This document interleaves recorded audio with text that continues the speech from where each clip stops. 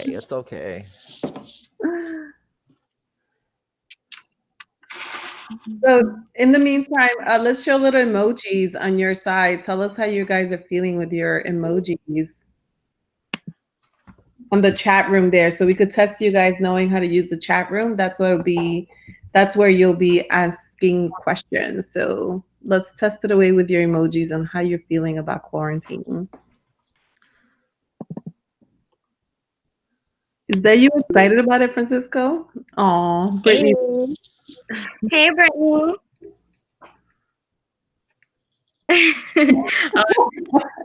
Okay, you can tell us how you're feeling.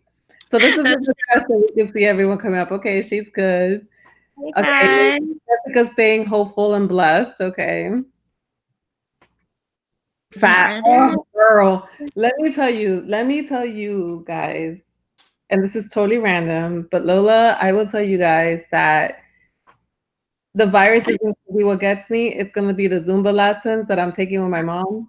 I realize how I am.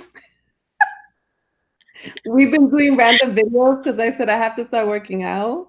Yeah. Girl, I don't work out. I realize how physically active New York City has you because you're always walking, and that's how I stayed in shape. And then, like now sitting down, I was like, what is happening? Like things are a little tighter. So I said, all right, I'll just choose random videos and work out to them. And you see my mom zooming through them, and I'm like, I can't. Yeah. And I'm in so much pain. I'm like, oh my goodness. So yeah, like the fitness thing is definitely, something we have to, I think, put into our routine because we are. Every time I tell myself, I like write a list. 8 a.m. Wake up, start working out. No, I haven't worked out once. Girl, you have to. I'm creating a group of us to keep each other accountable working out. So join us. We'll figure out a time that works for everybody. I love that. Yeah. Do that. Like, we'll just hold each other accountable. We'll put our Zoom on, and then we'll just make it happen. Yeah, I'm into it. I need all the support because their girl just is sitting here eating all the snacks. Yeah. So we'll do that. We'll set it up. I'll put you in on that. All right, guys. So I do want to be courteous of people's time. So we're going to give 2 more minutes to the artists to join up. Oh, Alberta's fantastic. We're waiting for Connie now. We're going to wait 2 more minutes, and then we're just going to get started. And then, if Connie's not on time, then we'll just have her just get started. By the time she gets in, hopefully, by the time we're ready for her section, hopefully she'll already be on. So thank you so much, everyone, for joining us. We are only waiting for 1 more artist to chime in, but all of us are really excited. So, for those of you that are here joining us, we will be pressing the mute button. Your questions and chats, emojis on how you're surviving quarantine, everything will be via the chat room. So please mute your buttons. Your computers and your phones, and the webcams as well. We would really appreciate that. And make sure everybody has some water, get your brunch on, get some mimosas, some margaritas, whatever you want. We're going to have fun today. Yes. I have my water and wine. I wanted to make a margarita, but I didn't have enough time. What's a normal day anymore, Start drinking. Listen, some people having margaritas every day at this point, girlfriend. I know. They're just like, ain't no work, what? Come to happy hour, round the clock hour. Right? I'll be happy. What's going on right now in this world is kind of like the best thing to be doing. Yep. I'm dancing a lot more too. Does anyone dance on their own? Like just yeah. We have Aparna over there. She's dancing on her own. It just feels so good. Just like I used to do it, but now I'm doing it so much more. Just like you just gotta release and like you're gonna look crazy for yourself, but so what? It's so crazy because I'm like stuck in the house, right? Obviously everybody is stuck in the house, but I'm noticing like all the little things that need improvement. So I've just been like hammering and like fixing around the house. I'm like, damn, I really wish I went to TJ Maxx or Marshalls or Target one last time. All the things we're missing. Before, yeah. Because now you're stuck here, just looking at everything all the time. Yeah. Okay, so Jasmine, if you could just message Connie and let her know that we're gonna get started. Yes. So, and then she could just, wait for her cue because she's already been prepped for this. So we want to be mindful of everyone's time. So with that said, Lola, do you want to get us started? Sure. Okay. Hi, I'm Lola Love Notes. I am a visual artist and curator at Escape Artist Collective.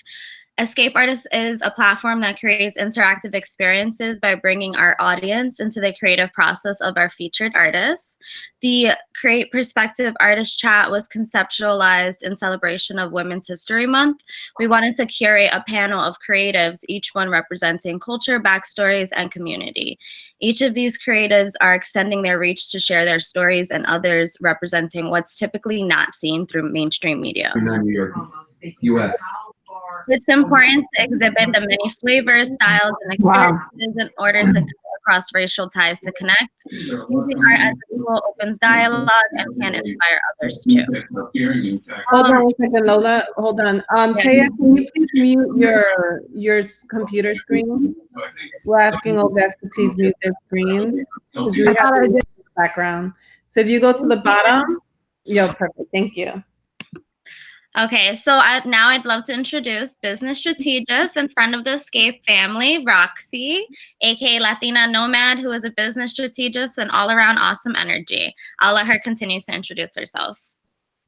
Hi, everyone. Thank you so much for joining us today. We are super excited to be able to open up this platform. We think that this is really a crucial time for it as well. So we welcome you today. As Lola mentioned, I am an international business strategist. I am absolutely passionate about the arts. So I really work hard towards helping artists monetize their craft. So before we get started, we don't want to put this in a negative way in any way, but we were supposed to do this a little sooner. But we do want to give a moment of silence to Jasmine's best friend who passed away on Friday in the fires in the train while rescuing other people. So if we could just give a moment of silence to be able to give our respects and our condolences to the loved ones, please join me in that.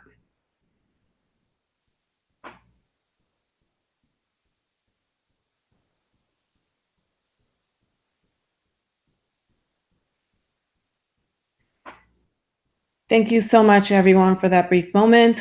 On that note, we have an exciting event for you today. We are going to share a lot of information, but before we do get started, we want to give a few rules of engagement. As we mentioned, for everyone to please make sure that you are with your mutes off and your computer screen off so that we have no distractions. So for any of the guests that are here, the only panelists should be the ones with their cameras on. Everybody else, please turn off your cameras and your mics to make sure that we're only seeing the panelists during this time. So the rules of engagement include that if you have any questions, please use the chat room. If you don't know how to use that, please let us know. You could unmute yourself to let us know now. But the mute button, you can find it on the bottom.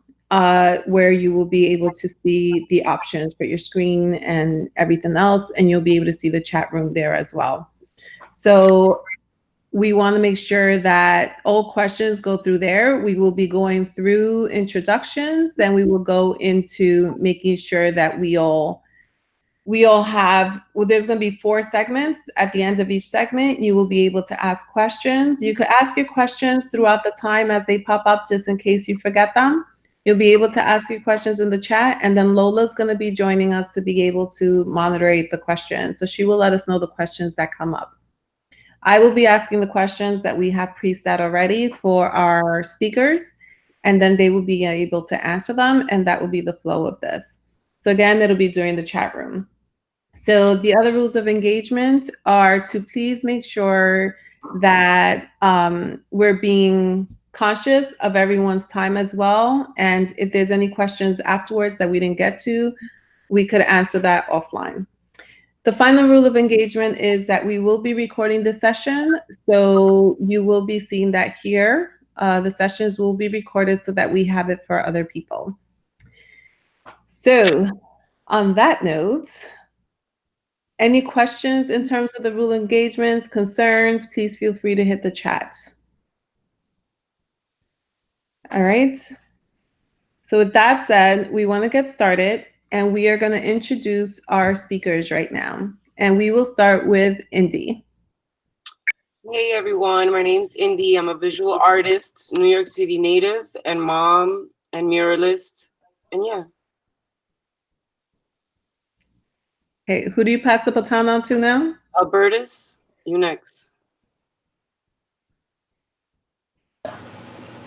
Okay. Yeah, I'm Albertus Joseph, a native New Yorker. I live in Jersey now. That's where my studio is. I do everything. I do art.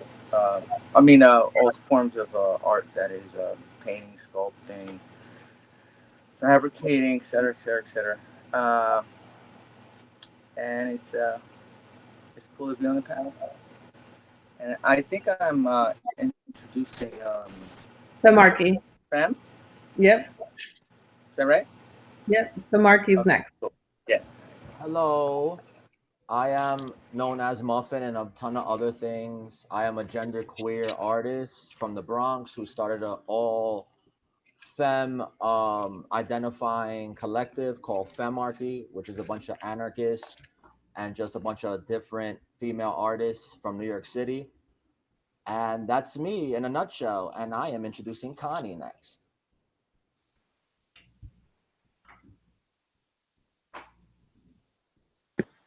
Connie, we saw you join. There she goes. Can you see me now? No, we don't see you. We see your logo. Oh, okay. Well, my name's Connie. I'm the owner and founder of 30 Toast Gallery in Bushwick. And I'm going to present Zen, our next guest. Hi, everybody. My name is Zen, aka JPEG Zen. I'm a photographer, videographer, graphic designer, and creative director based and from New York. Jasmine, thank you so much for having us all. And Roxy, right back to you. Awesome. All right, everyone. So now for the speakers, we're going to ask all the speakers to put their mics on mute until their turn to speak. Okay. So with that said, we're going to go straight into this, and we're going to start with the first question. How would you describe the current culture of the art world compared to when you first began? Marky, let's start with you. I started in illegal art, graffiti in my neighborhood because we're a collective of neighborhood kids starting art, whether it was skateboarding, etc. And how I started was just, like I said, we wanted to take control of kind of just not asking when and where. So that's how we started with art. Today, I feel like art is everything. There's legal, there's illegal. Some people call things that are graffiti that are really not graffiti, which is legal art. I feel like it's been changing and evolutionizing, and I love it all. I'm a balance of both street art and graffiti, so that's how I feel about it. Okay, perfect. Connie, how do you think how would you describe it?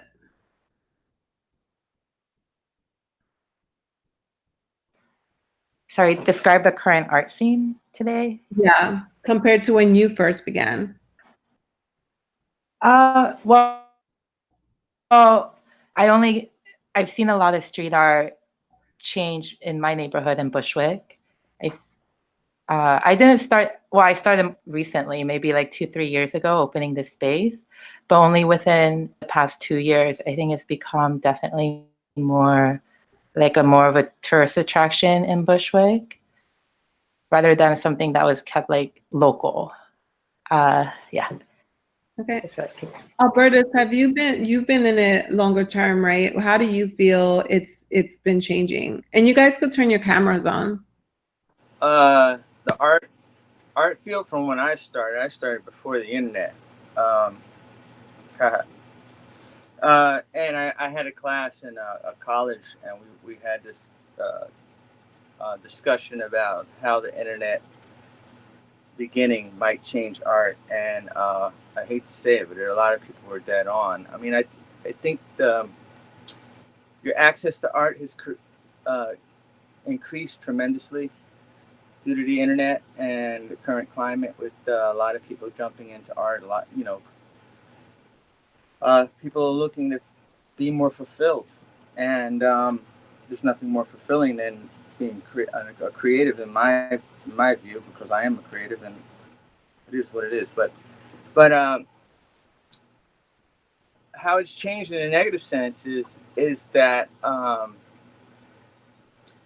people, what their expectations are of artists, and what artists' expectations of themselves, and the integrity behind all of that has been diminished, largely because the way in which you used to get on board and get into the different segments of art in the city. Well, in this area, so I can only really speak about New York City. Is that you have to work hard, you have to perfect your craft, have a good understanding of art history, to have a good understanding of your art base, have a good understanding of art in general, and the art industry would more or less judge you on how well you can articulate yourself, how well you can talk about your art, et cetera, et cetera, et cetera. But now all that's out the window. Now it's like, and back then we thought it was sort of like a little chaotic, but there's no measuring stick. I don't know if that's good. I don't know if it's bad, but for some people that, like I believe it was Ed Reinhardt said that art is anything. No, I'm sorry. The Supreme Court deemed in a case that art is anything that the artist deems is art in at least one person. So legally, that's where you stand with art. So art is anything. It's very subjective. Awesome. Thank you. I think what's been interesting seeing the cultural change has been about how art has been used now as a different form. That it in the past it used to be something that was about voicing things, which has continued, but the history of it, it was a big way of letting voices be heard through the arts. And what I love now is that now it's become, in the recent culture, it's also become therapeutic. So I love how art has transitioned into this culture where people use it as a form of therapy, and just the way that it's morphing in every other way. Indy, how do you see that the industry has changed, and what predictions do you have in the next 10 years with this? Wow. The culture has changed drastically. There's a lot of more women painting. There's a lot of more street art, and a lot of street artists, a lot of graffiti artists have evolved into the gallery scene and murals, like bigger, larger scale murals. Mm-hmm. Can you hear me? Yeah, I hear you. So, Nelson, you're presenting to the whole group. Is that intentional, guys? I don't. No, that's not supposed to be Yeah. intentional. So, Jasmine, I'll let you handle that on the back end. Um, so yeah, Copy. so Zen, you being the youngest artist, what do you think about the industry changes, and where do you predict it going in the next 10 years? Well, for me, I am the artist, but I kind of started the youngest, but I kind of started getting into the art scene, art world, maybe like 10 years ago. And I think the biggest changes that I've seen is just like the growth in the industry, and it kind of became more mainstream and more social and more sort of something that people can market off than just telling a story or trying to bring attention to a situation or something going on. I think that over these years, the more that we incorporate more technology and more of just growth in general in the art scene, that it's just going to continue to grow into something that is less, I guess, more just for artists itself, but it's something that's for the whole entire world, and that's something that everybody can participate into, except instead of it just being like someone who has a particular talent and that's their field. Mm-hmm. Do you guys feel like it's made it easier for people to become artists now? Yeah. Definitely. Marky? Definitely. Yeah, because For someone sure. can come into New York, get a few legal walls, throw one exhibit, and they're renowned without putting any type of work in. That's how I feel. They just come, they have a few spots. They could go to the city, they could go to Bushwick, they could go to Williamsburg, they could throw this renowned exhibit, and right away we respect them. How we used to do it was we saw your name and consistency throughout the city, then we saw your legal work, then we saw your brand. Indy knows this. Her and Colt put in work everywhere, you know what I'm saying? And like, then they did their galleries, then they did their brands, then they traveled the world. And I feel like you can't skip those steps and then try to pay homage to the culture at the same time. That's how I feel. Yeah, it's so true. I feel like the stronger your network and the stronger your marketing, the more opportunities you have. And yet you'll have artists that have been around for so long that don't have that opportunity just because they may not have that exposure.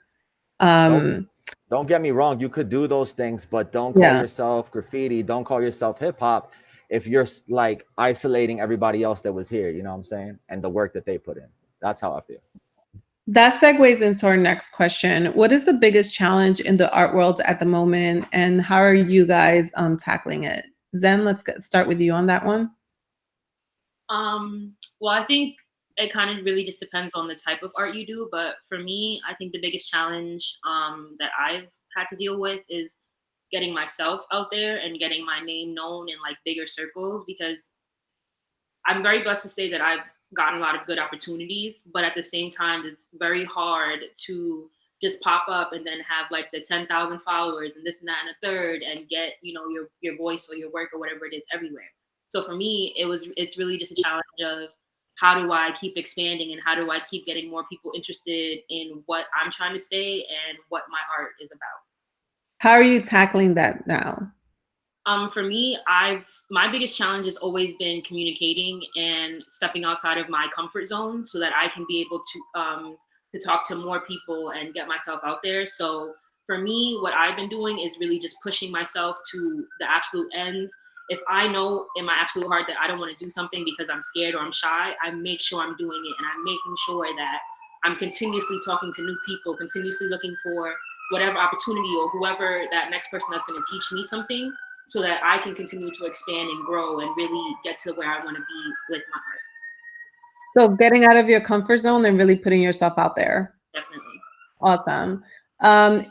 So Connie, you owning a gallery and all, what are you seeing as the biggest challenges for artists and even yourself, and how are you tackling it? The biggest challenge for the big are so Sorry, you're breaking up, this is Connie. very talented. Oh, sorry. Even though the artist or our art show is very talented, when we have so much to say and it's so unique, because I think the challenge right now is that there's such oversaturation with art, street art, pop art, whatever it may be. It's difficult for us to get more exposure. I feel like because of the oversaturation, whatever is popular currently, like the majority tends to follow that. So it's difficult for us to break through, but we just keep doing what we're doing. You know, I'm not going to change our direction. I'm not going to change it. Makes us unique, and one day, you know, like maybe that will become popular. Who knows? But I think we have to keep true to the artists we represent. Okay. Marky, how do you feel? What do you feel are the biggest challenges right now, and how are you tackling it? I feel like the biggest challenges are not to shit on anybody, but there's collectives in New York that are kind of giving walls to outsiders, which is fine. But what about the people within our community that are born and raised here that have, you know, put in the work? And I feel the same thing as far as oversaturation is like, why can't you, and this might sound crazy, but why can't you tackle your own city first and then travel? Why do you have to move here and then not involve the community and not try to reach out? You know, any neighborhood you're in, you know who's the taggers that are up, you know who the people that are that own the shops, et cetera, et cetera. I think the biggest challenges is the same thing that Connie was saying: oversaturation, people doing shit lightly and then leaving, and like you're oversaturating the market. Now people are like, great, another fucking street artist, great, another clothing brand designer, great, another musician. Like, it's devaluing the people that actually care and want to work for it. But at the same time, you can't, if they're hustling and they want it, we can't complain because we're not, you know, going as hard. I don't know. That's how I feel. Indy, what about you? What are you seeing as the biggest challenge and how are you overcoming them? You're on mute, Indy. There you go. Hello. Hey, yeah, that's a good question. Let me see. Honestly, definitely oversaturation. Like the whole instant thing, like anybody's an artist, you know, you just need an Instagram and stuff. And there's people that have been paving the way and working hard behind the scenes for like decades. So that's a little frustrating, but I don't know. Okay. I don't really, I'm so busy, like still like in the ocean that I don't know. I try not to have anything to limit me. I don't know. Okay. What are some misconceptions people have had about your platform, Indy, and how can we combat those misconceptions more effectively? What do you mean? Has anyone, Miss Jasmine, do you want to jump in here for this specific question? Sure, I'm on. It might be a little noisy behind me. Just okay. So to elaborate more on that recent question, sorry, I was multitasking. You were up to question of the misconceptions. What are the common misconceptions, that people have had about the art and platform? Well, since each of the artists on this platform is representing a different medium, the question is really targeting towards any stereotypes, any basically whether it's positive or negative connotations, any type of misconceptions that have been shared with you or that you have experienced throughout your career. I mean, I can't think of any, honestly. Okay. Zen? Next, yeah. Can I say something? Hello, my name is Hansel. Sorry, we're not opening up yet. We're going to give you a moment to speak after this, but Zen, can you tell us? I think one of the, well, I guess it's kind of like two common misconceptions that I run into a lot with the photography world mostly would be one that, you know, everybody thinks you pick up a camera and all of a sudden you're this magical photographer and you're like amazing. And it's just like, no, I put in 10 years of work of mastering my eye, of shooting every day just to get where I'm at, just to have somebody else, you know, who may have more money than I do, pick up a camera that's more expensive than mine and then just say, oh, well, I'm a shooter, you know?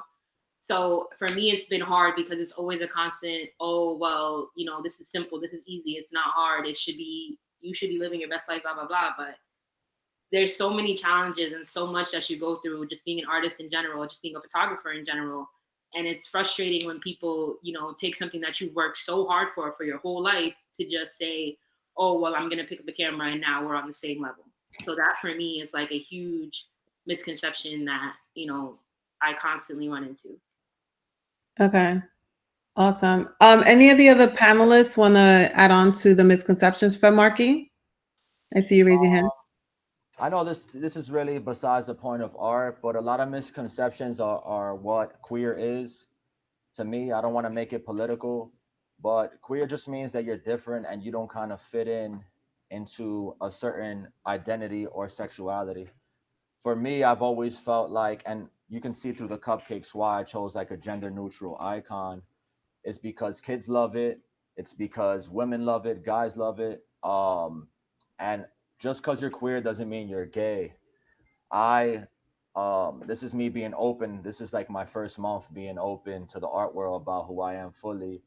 And that is I'm into women, I date women, but I feel like I can identify with both genders. And that's something that I struggled with as a child. And I'm trying to open up to the art world in that way, because maybe they're artists from the hood who grew up in a crazy neighborhood who they feel like, damn, I'm not gay, but I want to wear a dress, but I like girls that look like boys, but there's so many buts, and I just want to be that driving force to say it's okay. There's people like you. You could be from the hood. You could do graffiti. You don't have to fit into any certain identifying gender or sexuality. I know that's a little off topic, but I just wanted to say that because that's a part of why I started Femmarchy, and that's a part of I'm just trying to be that driving force for people that are a little different.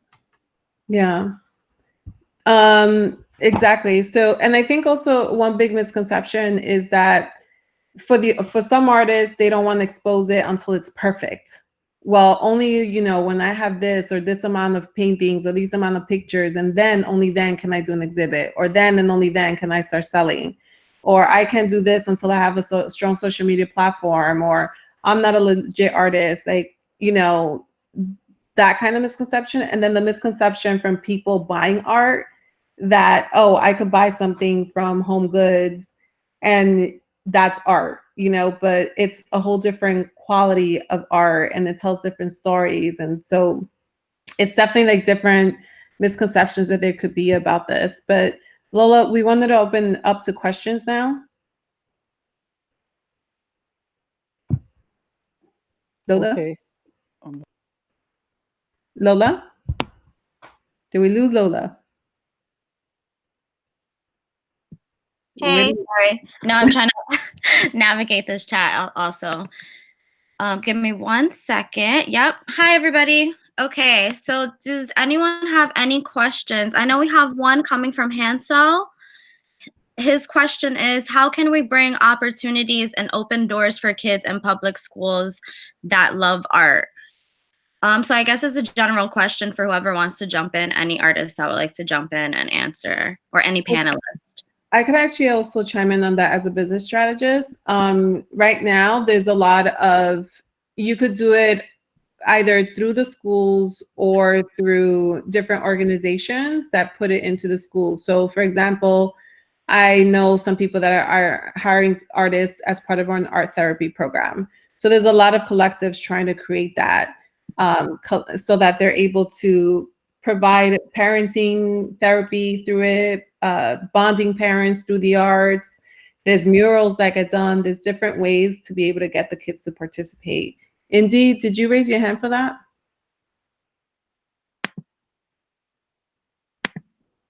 Indeed? Oh yeah, I said hire your local artists for workshops. You know, like you mentioned, art therapy. There's so many great different mediums and things. And something a lot of artists don't know, for example, if you go to like the shelters websites for jobs, you'll see people hiring art therapists and artists for jobs there. For example, we also have Pratt University that gave Pratt Institute, I think it is, that gave a big grant, and they ended up bringing all these artists to be able to go inside shelters to provide art therapy to parents with their children. So there's multiple ways of being able to get in there to offer it. Does that answer your question, Hansel? I think so. He said thank you in the chat. Does anybody else have any other questions? Let me see. I think somebody's asking me a question here. Are we taking any other requests? Yeah, for a question, yeah. Oh, so okay, I have a question. Someone asked, despite any challenges you have faced in your career, what thing or things do you attribute your success to? From Michelle Johnson.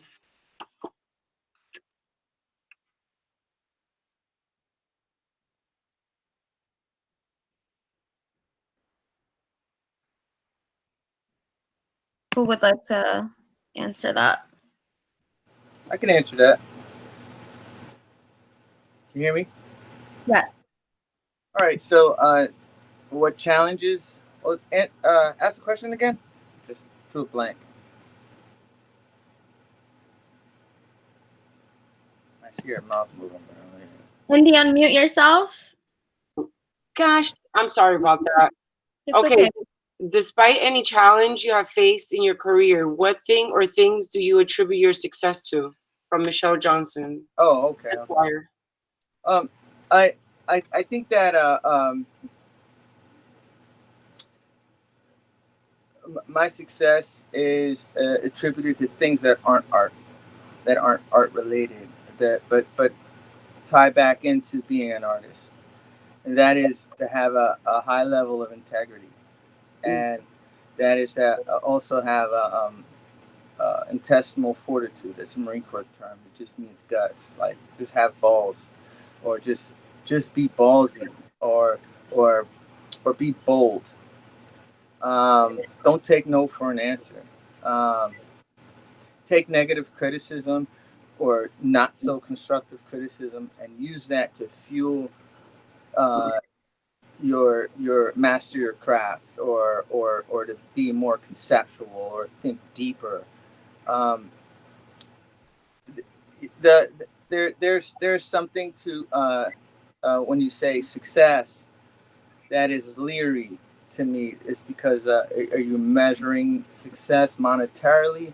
Are you measuring success as in growth, personal growth, spiritual growth, artistic growth, creative growth? All these things aren't necessarily art, but they all tie themselves back into becoming a better person. It's far more important. I think for the purpose of this panel, we would talk about monetizing, the craft, because I think that's one of the biggest challenges. And Jasmine, feel free to jump in if you want to, but I think it would definitely be meaning like the growth and like how you're succeeding in selling your art and having that success with being able to, You got to perfect your craft. You have to be better at what you're doing and learn how to talk about it, and have someone who's a collector wants to collect art from someone who's going to be doing it in 10 years. No one wants to collect a piece of art who's a serious art collector or who's a serious broker or anything like that, who's not who listens to the artist and the artist doesn't know what they're talking about. Mm-hmm. So you really have to turn the shit back into who you are and develop who you are, and through that, so does your craft get better, and so does your art get better, so does the price points go higher. You have to be very selective about where you show, who you show with, all these things. But that all ties back to who you are. Yep. Indy, what about you? Perseverance and staying consistent, and like Alberta said, like being fearless and owning your power. You got to believe in what you do, because if you don't believe in it, who's going to believe in it, So a lot of that inner power, inner magic, that you have to work on. But yeah. Zen, I know you wanted to jump in on this too. Another really important thing that I had to learn is that you can't do everything by yourself. It's really, really, really important. Like, this was such a big step for me as well, just in my career as a whole. Reach out to the people in your community. Talk to the people who are doing things that you want to do. You see people on Instagram, you see whoever, or anywhere you see them, you see somebody who's doing something that you want to acquire, like you want to be as skilled as them, hit them up, message them. Don't be afraid to say, hey, let me assist you so I can learn. I want to be as good as whatever, or I want to be whoever you admire. Reach out to them, ask them to collab, or always just, put yourself out there. You never know who's doing what. So always make sure to just reach out to your community as well, because it's a community. You can't do anything on your own. Yes, that's definitely, I always preach that all the time. Like, do not go at it alone. Why would you if you don't have to? And also just really what I've seen with successful artists, it's like you guys said, it's definitely developing yourself as that artist. It's also being very specific about your art, right? Like what does your art represent, right? Are you, like each of you have your own form of art, but what voice does it have? What's the voice that it's having? Who is it speaking to? And it's just like a business. I tell people, treat yourself as a business, because then people know what you're about, who's your voice, who's your audience. And then that'll help you get more in front of that audience, because it's really been about who has the strongest network and how are they voicing that, right? And even if you have no one in your network, because some people say, well, I don't know many people, like I don't have a lot of friends or whatever, But your art, if you use that as a voice and you have a specific thing that you're doing, it will speak to people and they will come. So with that, we're going to go into utilizing your skills. Oh, hold on a sec. Are you all self-taught artists? Is everyone self-taught artists? I put a quick caption of that question. Yes. Everyone's nodding yes? Yes? Yes, with the help Okay. of mentors and stuff like that. And then you have to make like a page. I think that's a great question. But let's go on to the next topic and we'll try to get those last questions in later on. That's Awesome. Thank you, Ashley and Edith. So we're going to go into utilizing your skills, y'all. So what effect has social media had on your art and how have you used it to share your story? So who wants to take that first? Raise your hand over there, panelists. Fan marking? I hadn't painted publicly in a long time, but when I did put my social, I did a piece with Fetus in Bushwick around Jefferson Street. And we put I told Fetus, I was like, let's put our Instagrams on the wall. And we did. And now that's a direct connection. Whoever takes a photo sees, oh shit, their handle's up there and they tag us. And now we say, thank you, we comment. So that, and they're like, what else do you do? I would like to buy a painting. So that's I feel like social media is just like graffiti. Like you can touch somebody without being there, except with social media, you can actually follow up now. You know who likes your shit. So I feel like it's very important. Like if you do a mural, if you hang art, please put your handles, your email, something so people can reach out. Yep. Indy, you raise your hand for that one too.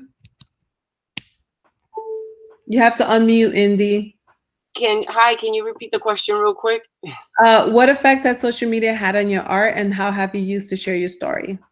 Well, that kind of ties into the misconception of the whole social media thing, and you get to kind of show behind the scenes look of like what, like things could look glamorous but they're really not. So I kind of try to story tell with my social media, and of course it's a marketing tool, and it's just I've gotten so many gigs because of Instagram.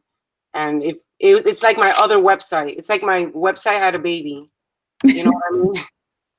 Yeah, So it's it's very necessary. I check in emails and then social media because it's viral. Awesome. Zen? I mean vital. Sorry, I had to unmute. But and honestly, you guys kind of covered it because the way social media is moving now, your Instagram is kind of like your portfolio. Even for like when I applied to just be an in-house photographer or something like that, they asked me for my Instagram as opposed to asking me for a portfolio. But another tip that I would like to just give all the artists in general, like if you have a logo, you have an Instagram, hand it out to everybody. I threw my logo on stickers and I hand those out with my business cards because everybody loves stickers. And not only that, they're putting them on their laptops, they're putting them on their phones, they're putting them on, like I tag my stickers all over the city. And because of that, you know, I get followers on Instagram. People hit me up like, hey, oh, aren't you that girl from that sticker or whatever? Or even if they see me, they'll see me in the street shooting. And sometimes people get curious. They'll stop me and they want to see and they want to, you know, record and this and that and a third. I always hand out a business card and a sticker because they're going to remember that. So that's like the best thing you could do is to throw something on, even a little card, something, and just hand it out because that's going to be like great for you to get more views on your social media, but you're also going to gain followers, gain attention, and things like that. Connie, how have you used social media for your art? I was just thinking about what San Marquis said earlier, because I've been in Bushwick for almost 20 years now, and I remember seeing Fetus murals and artwork, but I didn't know his name. And then one day there was a new mural with his Instagram tag, and I was like, oh, Fetus, okay. So I believe that, you know, using your Instagram handle, your social media is very important, as long as you use it in a positive way. As for me personally, for the gallery, I use Instagram, and I can really only keep up with Instagram and social media in that way. But it's been very beneficial and helpful. We also have to be mindful and careful about what we post and the content that we post. But it's also another way for us to be creative, you know, because you can curate your content and social media so that it attracts the right people, as in collectors, as in followers.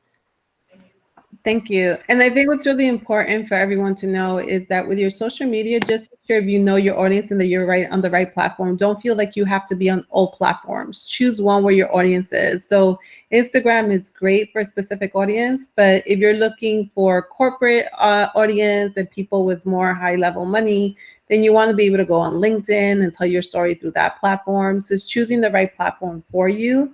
And also choose one social media handle. Don't make people remember 5 different social media handles. That's like a big tip I tell everyone. You know, so if you don't know how to find it, to make it easy, go to namechecker.com. Namechecker.com, you just go in there, put the name and see if it's available on all platforms. If it's not, don't take it. So the next question, what other skills have helped in your growth and transformation? Who wants to take that, y'all? Raise your hand if you want to take that one. Indy, go ahead. Hello. Business skills. Basically, like how to organize yourself, like as a business. You know, you got to run your studio like you would run an office, kind of. Just everything is in order. You know, doing business as certificate, checking accounts. Just try not to do it all yourself. That's one of the things. You know, so, and having kind of like a team, like I have a team, they know who they are. You know, like just you got to kind of build a little team behind the scenes. So yeah. Zen, you wanted to chime in on that one too? Really, I think the skills that helped me the most was my communication skills and my marketing skills. Knowing how to talk to people, knowing how to read somebody so that you can change your approach to sort of draw them into what you want to say and what you want to do and how you want to present yourself, but also just knowing how to put yourself out there, how to use the proper hashtags, how to use the proper marketing, how to put just branding yourself as a whole, knowing how to make sure that you are putting your best foot forward and making sure that you know that your full self is coming out and it's not just whatever act that you're putting on so that somebody will follow it out. You want to be, your natural self because that's what people are attracted to the most. Awesome. Any other artists here, any other panelists want to chime in on that question? Okay. What was the question again? I'm sorry. It's okay. What other skills have helped you in your growth and transformation? I think what Zen said is very important. Just be your true self because you don't know that one person you can influence. And that was a big thing about me just coming out to the world and saying, yes, I fucking sometimes want to be a dude. I sometimes want to dress like a woman, and that's okay. And other people are going to be more inclined to open up to you, and you can be that, that heart for them and that representation. So I feel like just be your true self. Don't be scared. You'll lose the pieces of shit that don't want to be there for you, and you'll gain so much more family through it. I think that's important, not to worry about getting everyone and just worry about the people that do quantity over quality, right? So focus on the quality versus the quantity of people that you have. Because I know a lot of artists that'll have like thousands and thousands, 10,000, 20,000 followers and not make a dime. So really focusing on that is really important. Okay, so what is the most interesting trend for 2020 that you've been implementing in your art or would like to implement? And I think this is an interesting question just because of how things are now with quarantine and chill and everything else. So I'd love to hear what you guys have to say about this. So raise your hand if you're a panelist and want to chime in on this one. What is your most interesting trend for 2020 and how are you implementing it or would like to implement it? Anyone want to take that one? Zen, go ahead. Honestly, the real trendy things that I've just been seeing lately is just hopping on the bandwagon of like one big trend. So like Black Lives Matters, I don't want to offend anybody with this, but it kind of like blew up. And then everybody saw it as, oh, well, this is my chance to be out there and blow up like this movement is. And then they just hop on that train. But I think the issue with, that and what we're doing is that they call us, well, my generation, the lazy generation, as in we're willing to put so much out and say so much online, but we don't do it in person. So I think for me, I kind of want to take the trend of, you know, hopping on these important topics and putting the word out, but I don't want to just stop at, you know, saying something or making one post. I want to keep going until we make those changes that, you know, we're trying to implement now, because I feel like this whole generation is about making change in the right direction, but we stop when it's actually time to put in the full work. Mm-hmm. Yeah. Anyone else want to say something? Go ahead, Marky. I'm just loving everything Zen's saying. She's totally right. Like, everybody's quick to hashtag or at or talk, but when they have the opportunity to stand up in person, on the train, whatever, and put their life at risk or what, I'm not saying do it, but just be about it or don't be about it at all. Are you going to be that standing ground when you have the opportunity, or are you going to keep it pushing and hashtag something online? So just want to second that. Yeah. And in terms of trends, I think it's really important. One of the things, and just in general in business, is seeing what's trending so that you could be able to, like you said, Zen, jump on that bandwagon. So, for example, right now with all this negativity happening, people are talking about the current negativity, but the people that are talking about the recovery phase, those people are standing out more. There's a company now, they sell T-shirts and all this artwork, and they say optimism delivered for free. I mean, that slogan right there, I was like, I want to buy everything. Optimism delivered for free at this time. You know, it was just so clever. So it's definitely being able to be consistent about what's happening in the arts, staying on top of it, and seeing how you could go ahead and chime in on that and make your art relate to that. Not changing your voice, because I think one thing that has been consistent with all of you, it's about being your true self, right? Being authentic. But how can you add that to be able to do this, you know? Anyone else want to chime in on that? If not, we'll go to the next question. I could Can I? Sorry, Connie, can I have you add into that one? I just wanted to say that, you know, on a positive note of this current situation, it's a really great opportunity to rethink how we present art shows, art exhibits. You know, we don't know what's going to happen afterwards, but after this quarantine life, and when we get back outside and socializing again, but, you know, what I've been focusing on is like, how are people going to socialize again? You know, is there going to be a negative stigma to having big crowds? Like, are big crowds for art show openings important anymore? So what I'm thinking is, how do we present art shows in a different way? Like, the trend right now would be virtual online art galleries. And is that a trend, or is that going to be a lifestyle for artists? So yeah, I think we need to think about these points and how to I think it's a great opportunity to reinvent the wheel in a way. Yeah. And, you know, it was already transitioning into the future being that. And for me, it's been interesting because I'm always really into tech as well as the arts. And a lot of it has been about transitioning artists into that. And artists were having a lot of resistance. And now because of the, you know, because I was always about join AI, join VR, join this. And so many artists were like, no, it takes away from the authenticity and the realism of things. But now it's like people are being forced into this tech. So it's an interesting thing, definitely keeping on top of that. But I think that people will go back. I think if you're strategic enough to create the post-quarantine events that will attract people. I don't see people in New York being afraid to attend events because they're not afraid right now. They're still out and about, you know? So, but I know in other countries there is a fear. So it is based on where you're at. So for the next question, what are the most critical changes that we must make to face the future effectively? I think we kind of spoke about that, but who wants to chime in on this one? Anyone? Zen, go ahead. You're on mute. And there you go.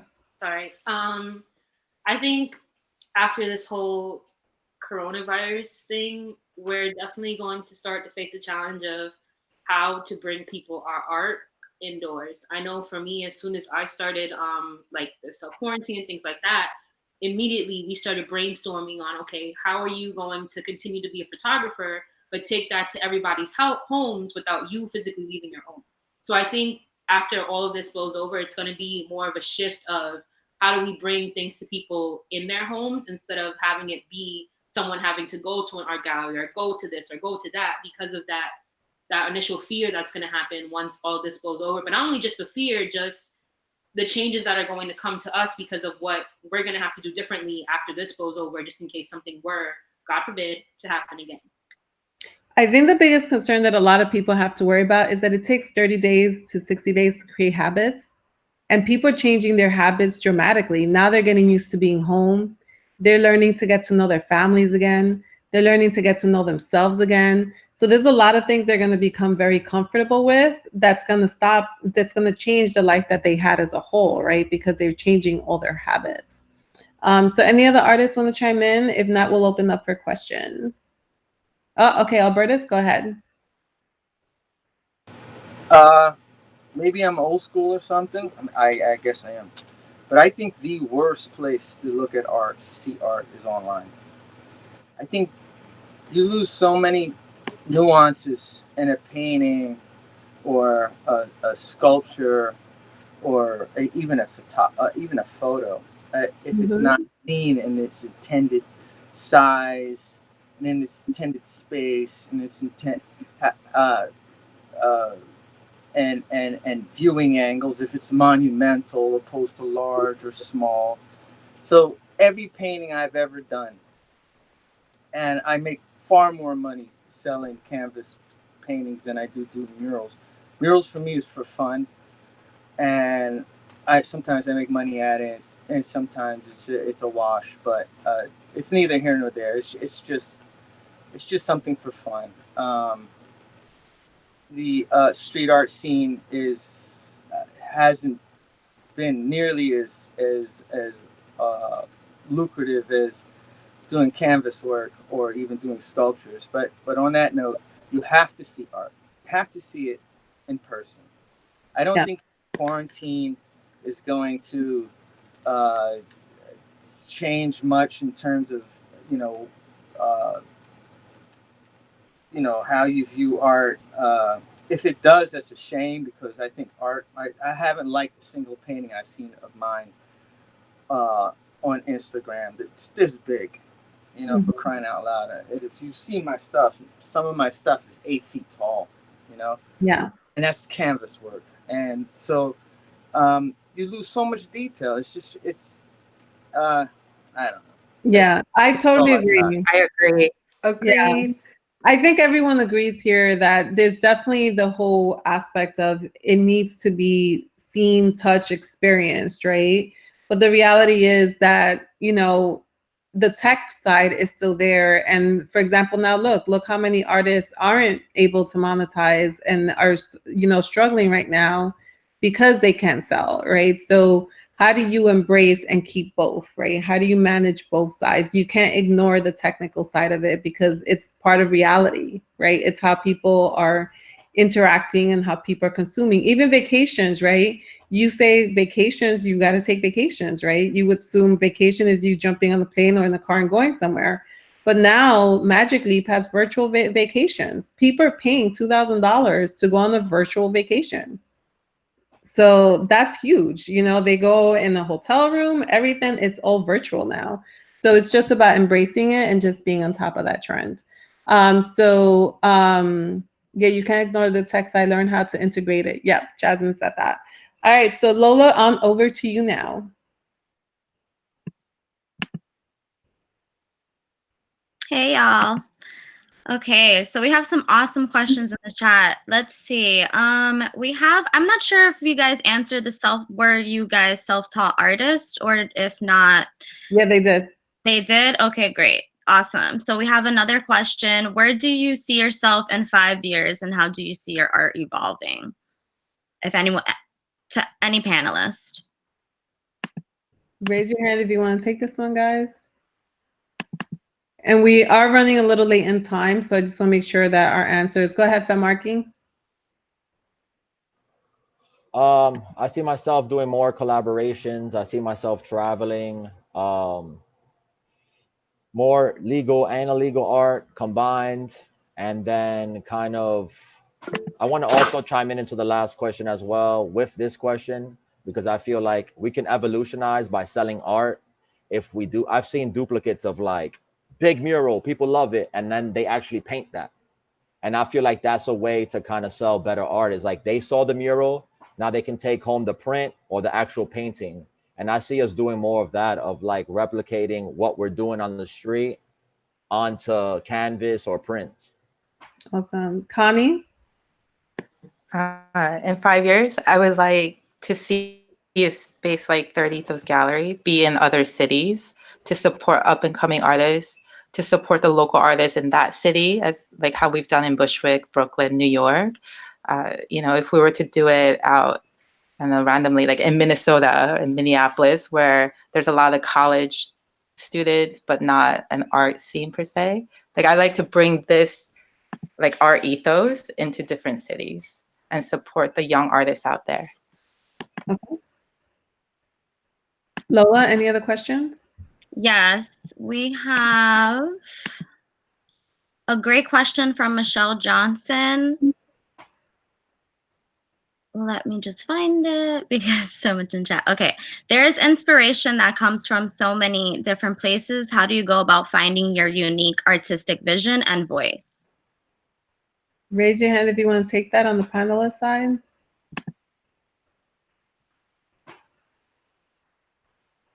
Indy? Yeah, so basically, how do I find my artistic voice, right? It's a lot of soul searching, a lot of metaphysical things, a lot of environmental things. There's just so many different facets, like spiritually, mentally, emotionally. That's what kind of keeps my work going. So it's kind of like a diary, a Awesome. visual diary. Thanks. You're welcome. Lola, any other questions? We have one more, I believe we can do until we get to the next segment. If you could choose one author, this is a fun question. If you could choose one author, poet, artist to have lunch with, who would it be and why? I'm going to leave that for the end just because of the time. Okay, great. So, we're going to go into utilizing utilizing resources to create impact. So what made you decide to become a creative? How did you get into this? And what is the number one way to make a substantial difference as an artist? That's a fully loaded question. Just because of time, I asked the panelists to please make your answers short and sweet. Zen, you want to kick this one off? Sure. So, what made me decide to be creative? Honestly, it was something I fell in love with, and I was very fortunate to find that at a very young age. I picked up my first camera when I was like 13. I got a job, paid for it myself, put some pride into it, and I fell in love, and I just couldn't stop. What's number one way I can make a difference as an artist? Honestly, just this alone, just getting my voice out. Every picture that I tell a story with, every time I do something, I always make sure to put my all into it and to make sure I'm telling that specific story so I can, put it out there for the world. So yeah. Awesome. Thank you. Any other artists and on the panelists want to chime in on that one? Can I jump in? Yep. Awesome. I think it's our human nature to be creative, whether you paint, cook, write. I think we are all creative. And, I started this space because even though before I opened the gallery, I was in fashion design industry. I was a designer, still am. But I feel that when you work for somebody else, or especially in the corporate industry, you don't have freedom, especially creative freedom. And that's the motivation that drives me every day to have the space open, is to give myself and others the creative freedom to truly express their art, whether it be music, art, paintings, poetry, spoken poetry, photography, whatever it may be. That's my motivation to keep the space open and going. Awesome. So just for being conscious of time, I'm going to cut through some questions. Jasmine, if you could just go on the list and then just start highlighting those. But I'm going to go straight to what has helped you get to where you are, and what advice would you give to others who want to set off in a similar direction? Who wants to take that on? Indy, go ahead. Basically, own your power, believe in yourself. Okay. That's the best thing that I could say.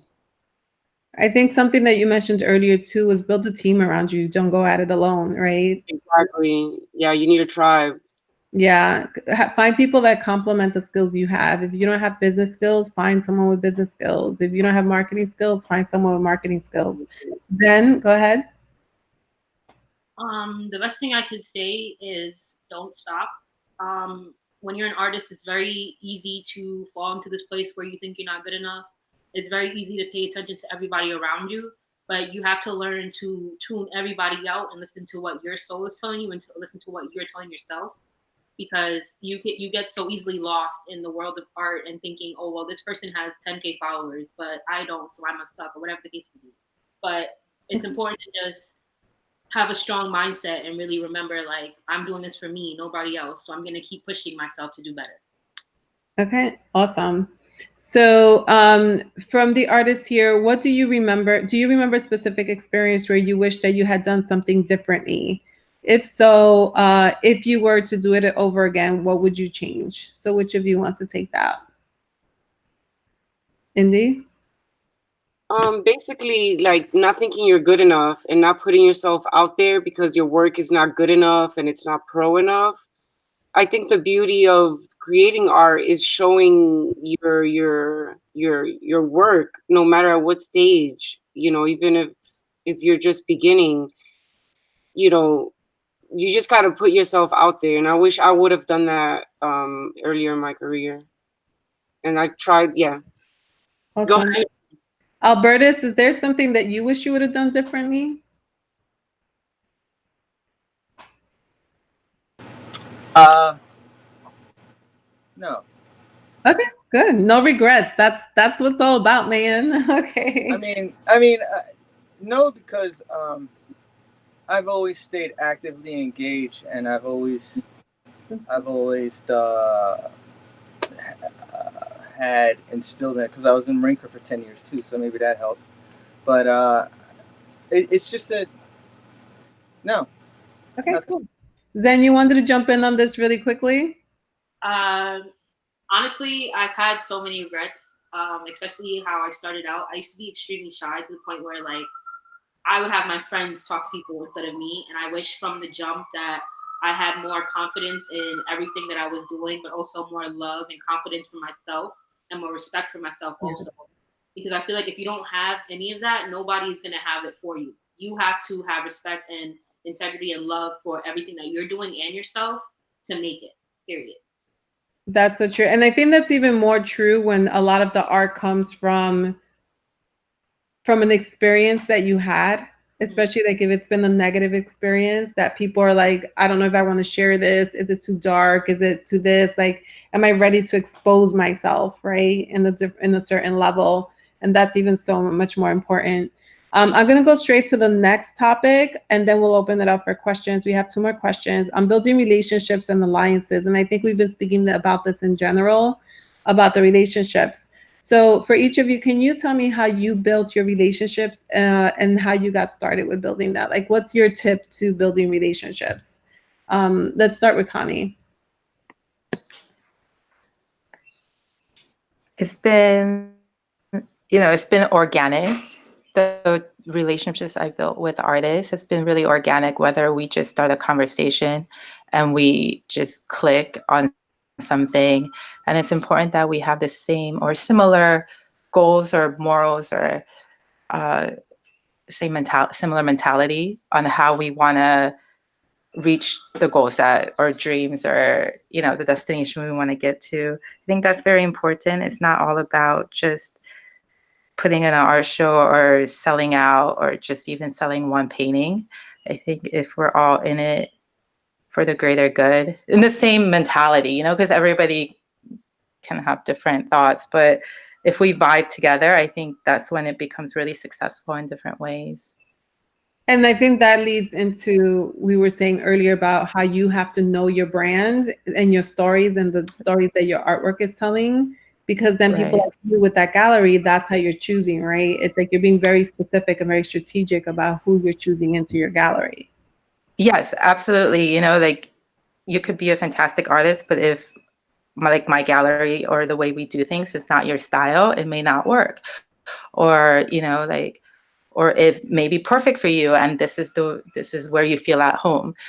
Yeah, I just make it really important that each artist that we work with feels comfortable and feels at home when they come to their ethos. Awesome. What other artists here on the panelists wants to chime in on that, on how they've built their relationships? Please raise your hand. Go ahead, Femarki. Femarki, go ahead. Yeah. I believe you can build relationships by just going to your favorite artist exhibits. I mean, right now it's a different situation, but I feel like just trying to meet the people that inspire you. I have many stories that I had no idea that Ron English, Cope 2, Indy 184, Claw, all these people would acknowledge me, that I have inspired me to do art and actually be like, we seen your shit, we love your shit. How about you do some cupcakes right there? Cope did that. I did a little thing under Cope and Indy, and that just inspired me to continue. Don't be scared to speak up. Go see all your inspirations and build with them, because the people that you love and inspire you are gonna always have you and the best interest at heart, honestly. Yep. Zen, you wanted to chime in really quickly on this too? For me as a photographer, I really had to learn to reach out to people. Like all the opportunities recently, especially that I've had that are really large, is because I wasn't afraid to say, hey, I want to work with you regardless of the numbers. Like for me, I used to be very intimidated because I would see photographers on Instagram who had like 50, 60K. And in my head, I'm like, well, they're not going to pay me any attention. You can't psych yourself up from the beginning. You have to just hit them up because you never know what happens. Like I hit up my mentor now when I was still in college. Like, hey, can I come when I'm home to just be underneath you and learn from you? And now, we're working larger gigs. We're doing fashion week, stuff like that, because she saw my talent, not my numbers. So don't be afraid of numbers. Just make sure that you put yourself out there because you never know what's going to happen. As a business strategist, I will tell you, put yourself, again, this is where knowing your brand and your audience is really important. Put yourself where your audience is at. So it's always about, where are they hanging out? Where are they now? Right now, virtually is your perfect time also to take advantage. What Facebook groups are they in? What channels are they? Go to Reddit, go to all these different platforms to be able to speak to your audience so that they know who you are, and just connect with people. I always say the number one piece of advice: don't ever sell to people the minute you get there. Build a relationship with people first. No one wants to hear a pitch. So if you're going out to an event, virtual or in person, just connect with people. Let them to get to know you as a person, because that's what's going to be able to sell things. All right. So the next question is, what is the one piece of practical advice you will give out to someone just starting? Who wants to take that? Raise your hand, please, on the panelists, on who wants to answer that. Who wants to give practical advice right now for it? Go ahead, Zen. Honestly, the best piece of advice that even I myself have to take is just don't be overwhelmed. Don't, keep looking so far into the future. Set a goal, yes, but also just remember to live in the moment now and enjoy and learn and take everything in. And also, like, just don't be afraid of being wrong or sounding dumb or whatever the case may be. You put yourself out there and you work hard as hell. If you really have the passion and the faith and the drive for it, you're going to make it. So you just got to keep moving. Awesome. Indy, you wanted to chime in on that as well? Yeah, much stay consistent and try to balance between like promoting yourself, your business aspect, and your creative, and make sure you put in the studio work and create work, not so much socialize and marketing out there. But definitely it's all about creating producing work in the studio. So keep consistent. Awesome. Markey, you wanted to chime in on that as well? Yeah, it's a great thing that Gary Vee says. He says don't listen to compliments or negativity. I don't know how he says it, but just zone it out, because you're gonna get comfortable when somebody's telling you you're awesome, your shit is fire, and then you're gonna never progress. You're also gonna never progress if you think you're garbage. I remember people telling me I was garbage, like, yo, that stop doing graffiti, like that shit don't. But internally, I was like, this shit means something to me. I'm gonna fucking continue, and I'm gonna do things different. I'm gonna do an icon. Fuck the letters, but I still run with the guys that do letters. And don't listen to people. People have called me a hipster. They don't know I'm from the Bronx. They don't know that I'm Dominican. They don't know that I'm queer and all these things. They just pigeon-me-hoeing because they seen my shit in Bushwick or in Williamsburg. Don't listen to people. Do what you love and continue to be a sponge for everyone around you. And that doesn't mean that to limit yourself. You can go beyond your biggest influences. And let people know if you're on social media, which you should be, definitely let people know who you are, because a lot of times people will buy into you versus just your art. They're buying into the person, into the story that they're hearing from the individual. And I think that's something that relates back to what many of you were saying, which is just being your authentic self. So share that authentic self with others, because they're going to want to support the individual, especially when it comes to the arts. Okay, with that said, Lola, on over to you for final questions. Hey. All right. So we still have the last question from Ashley Joseph. If you could choose one author, poet, or artist to have lunch with, who would it be and why? Raise your hand if you want to answer that one. Go ahead for Marky. If I could resurrect Keith Haring, I would sit down with Keith and ask him how he did it. How was he surrounded around all these stereotypical artists that are straight or whatever? What made him, continue, and what inspired him? I just want to get into his head and just chop it up and just kiki with Keith. Awesome. Anyone else? Lola, any other questions?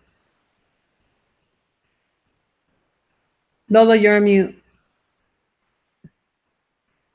No, we're waiting to see if there are any more questions. In the meantime, does any of the other panelists want to answer who they'd like to have? Indy? Yeah, Indy, Zen. Jasmine has said what I was thinking, which of Frida, of course, who wouldn't? And I would be like, why did you date this dude? Like, I don't know.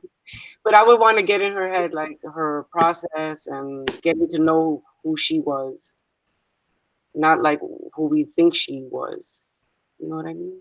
Awesome. See that right there, how you said you wanted to know who she was? This is why you guys have to let everybody know who you are. Okay. Zen, anyone else wanted to chime in on that one? Honestly, this is probably gonna sound kind of weird, but I would really want to sit down with either Jay-Z or Beyonce, because I want to ask them about their business skills, their marketing skills, and not only that their money skills. I feel like the empire they have built, beautiful. I want to be just like you when I grow up. You know what I'm saying? Okay, so I'm going to give you some tips on that one and building your audience. He actually has his mother who has a nonprofit that works with children. So they have like a whole foundation that funds that. So the mom is highly engaged in the program. So I would say find that website, connect through there as a volunteer artist, and then that's your connection to start moving on up over there. Amazing. It's always about how can you volunteer, how can you contribute your time to connect with the people you want to connect with. Okay. Anyone else? No other questions, Lola? No, it doesn't seem like it. However, I believe Claudia might have touched on something, but I'm just not sure what you're referring to, Claudia, earlier. You said you agree with Albertus and Zen. It would be so cool to take it to homes. I'm just wondering how that would work. That's when we were speaking about how, right now they were talking about like the physical aspect of the art. And they were saying about like now transitioning into what we're doing now. How do they take the physical art into the homes now? How do we transition into this is what life is and still get the physical art into people if we're going to be all quarantined or whatever, trying to find that loophole towards it. Does anyone have any creative ideas for that? What do each artist does to market or promote themselves? All right, guys, how do you market and promote yourselves? Don't all jump at once. Raise your hand if you want to like answer that one. Okay, so Marky. Straight fillings and tags, yeah. Fillings and tags with these social media. Okay, Indy. You're on mute, Indy. Why? Okay. What was the question? How do you market and promote yourself? right now during this time, I mean, it's only, thank God for social media. I mean, I don't know, smoke signals, pigeon. I don't know what else. I don't know what else. Okay, and Instagram specifically for you, right? Yeah, and Facebook. Just send it all to Facebook. Facebook. Okay, cool. Zen, you wanted to chime in on that one? How you promote and market yourself? Social media. Social media has been the biggest thing. Like I mentioned before, I have the stickers. I'll put them all over the buildings. I put them all over the city. Anywhere, anytime I see somebody, I'm always handing out a business card. Business cards are very, very important for just getting your information out there. Facebook has this really cool thing where you can like promote your images on Instagram. So like you can pick your audience, you can pick how many days you want it up, things like that. So I definitely have been utilizing that as well, which brings a lot of views to not only my website but my Instagram too. So those are just like some tips that I use. Awesome. One thing that I will tell people right now, take advantage of that people are home and trying to find creative things. You know, people are trying to engage. Like I'm doing a lot of social calls. Like I'm nomadic, so I'm always virtually connected with people. And now even more so. But what's happened now is that now my friends and family became more social, like virtually social. And I'm doing social calls, happy hour calls. We were like doing a drinking game online the other day, you know, via Zoom. And it was like so much fun. Like people were climbing tables, trying to reach the ceiling. It was all kinds of crazy. But the point is, what you could do as an artist, it's offer like sip and paint parties. Like get people on the Zoom and show them how to paint. You know what I mean? Like show them how to do something so that now you become relevant in their lives. It's all about becoming part of their lives, making your story part of theirs. And how can you do that? Come up with creative things for you to be able to do something, you know. So we're doing that. We're not collecting artists that we're working with to be able to do a coloring book for kids to keep them active inside the schools, right? Because the parents have to keep their kids busy. How are they doing that? So any other questions, Lola, as we wrap up? Oh, Indy wants to say something. Yeah, I would just add like create video content is like going to be like taking over completely, I think, and interactive things like you mentioned, but video content on Instagram and YouTube, yes. So for the panel, what social causes are most important to you? Raise your hand. This is the last question we're going to be able to take. Indy, go ahead, since you're there already. Female empowerment. I mean, empowerment of all. How about that? That's my purpose to paint. That's my message. What about the other artists? Do you have social causes that you're passionate about? Please raise your hands. Go ahead, Zen. I just want to say that Flint still does not have clean water, and I do not understand why. This is something we need to be paying attention to. It has been far too long before these people have had clean water. There is no reason why they should not. Also, just all causes in general. You know, I love to. Yeah. But even there, Zen, I would say hone in on your cause, because then it helps you direct it more. You know, like if you were to go to Jay-Z's mom, like she would want you to be very focused on a specific cause, you know? So like with the artist, and it's hard, but I forget his name, Jada Pinkett's son, he's doing huge stuff for Flint, you know, with his water company, you know? He's using his art to be able to do that. All right, guys, anybody else want to chime in on their social cause before we wrap up now? No? Okay, Lola, anything else on your side?